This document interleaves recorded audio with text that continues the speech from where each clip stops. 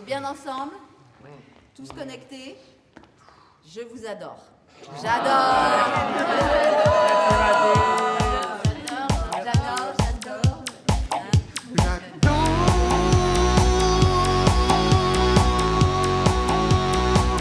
Regardez danser les gens, je trouve ça fascinant. Alors souvent, j'ai l'impression que c'est plutôt la pièce qui vieillit que la danse. C'est-à-dire, quand je dis la pièce, c'est-à-dire effectivement toute la facture esthétique, décor, lumière, costume. Les gestes sur le fond, quand ils sont vraiment réitérés, quand ils sont mis au présent, ils ne vieillissent pas. Et ils sont réactualisés, surtout quand c'est fait par des jeunes danseurs. Et c'est plutôt l'enrobage qui vieillit que le geste lui-même. Le geste, il reste toujours quelque chose de vivant. Les chômeurs, j'attends.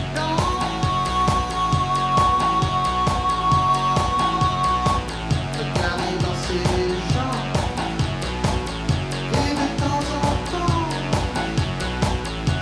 je coupe le son. Territoire, c'est une forme de collection de gestes qui fait référence à un répertoire de mes pièces depuis 35-38 ans. Et en fait, l'idée, c'est de pouvoir extraire des petites capsules, c'est-à-dire en fait des petits extraits de certaines parties de mes pièces qui, pour moi, sont censées représenter la pièce. Donc en fait, il faut arriver à extraire une chose qui me semble à mes yeux importante et la restituer donc au public dans une forme assez libre, déambulatoire, ouverte sur le public. Et surtout, ce qui me plaît beaucoup, c'est un rapport assez direct. On n'est pas dans une salle de spectacle, il y a un rapport de proximité avec le public.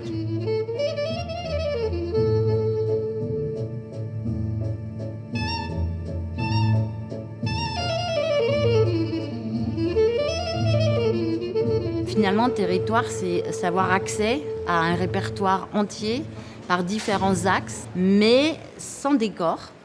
Le décor, c'est le lieu où on est, sans costume et sans lumière. Il y a de la lumière quand même, mais il n'y a plus l'éclairage. Et sans plateau. Donc on est dans d'autres espaces.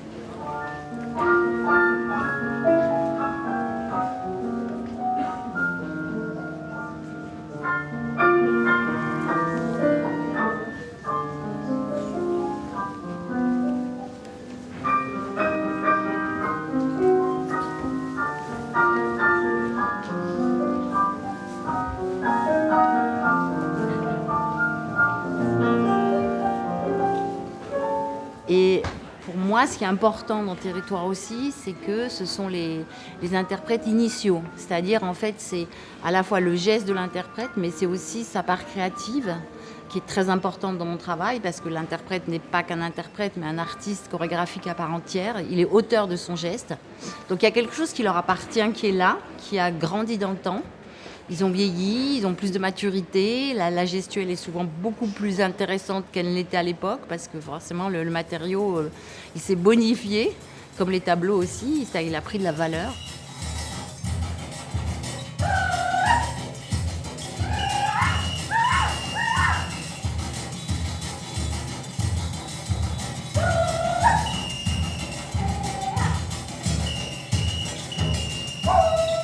En fait, dans ce projet ici, au Centre Pompidou, il y a beaucoup de danseurs qui ont dansé avec moi. Il y a aussi donc des danseurs originaux des pièces. Il y a Maria Laribotte, avec qui j'ai une relation très particulière, parce que voilà, nous avons fait 2 pièces ensemble. C'est vraiment une artiste qui a été une partenaire de jeu incroyable, qui reste toujours une partenaire de jeu incroyable, quelqu'un que j'admire énormément. 5e position, première position, 5e position, une femme première qui fait 4e position une à femme qui fait l'envers, 7e position, une femme qui fait la 3e position avec les une bras, femme qui n'a pas une de femme bras, qui une femme chante gracieuse, et danse qui pendant fait que personne bord de ne bras, regarde. une femme qui ouvre les bras très une très femme qui grand. ouvre les jambes. Puis il y a 8 danseurs du Conservatoire de Paris, pour lequel j'ai fait une pièce. Je les ai invités à Territoire. Ils sont jeunes, ils ont autour de 20 ans.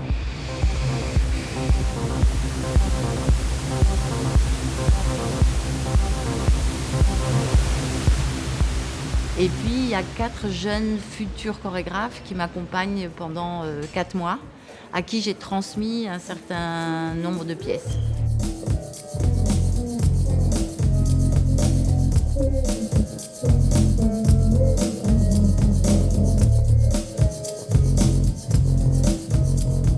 cette idée de collaboration, elle est au centre de mon travail sur le fond. C'est pas quelque chose qui est fait par défaut, mais c'est, je dirais peut-être pour moi, quelque chose qui est une espèce de moteur.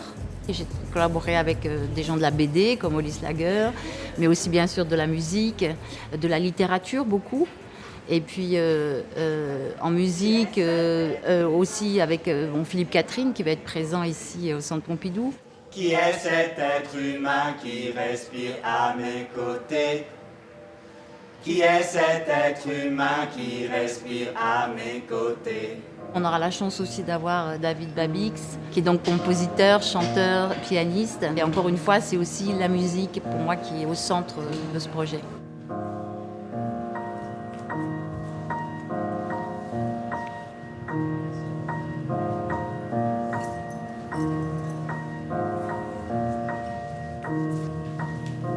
C'est vrai que le Centre Pompidou, pour moi, il est aussi cet accueil du spectacle vivant. Il n'est pas simplement des collections d'œuvres. Ça fait aussi partie de ce regard vers le passé. C'est que sur le fond, moi, je crois que j'ai été une des premières compagnies de danse à venir danser. Donc, pas à cet étage-là, mais donc beaucoup plus bas au sous-sol dans la salle de spectacle.